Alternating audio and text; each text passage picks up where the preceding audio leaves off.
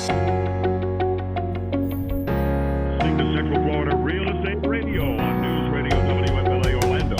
Now to our studio and your host, local real estate expert and my friend, Laura Petersen. Another thing that they've recently done in new homes that they didn't used to do is that when you were buying a new home and they were looking at the taxes, they would always tell you the taxes were like $300 or something like that on the new home. And that was on the land of that part of the house before they built a house. And obviously with the house being built, that's going to change the taxes again by thousands of dollars. The challenge that was happening is that some people that were getting loans or that weren't really realize that maybe they were coming from a different area and they thought the taxes were going to stay the same as what they were showing right then and there. But the bottom line is that the taxes were actually significantly higher than what they were, going to be before. So now on that recent contract that I saw, they actually put in there that this is what the taxes are now, but this is what we anticipate that they're going to be after we get this house built.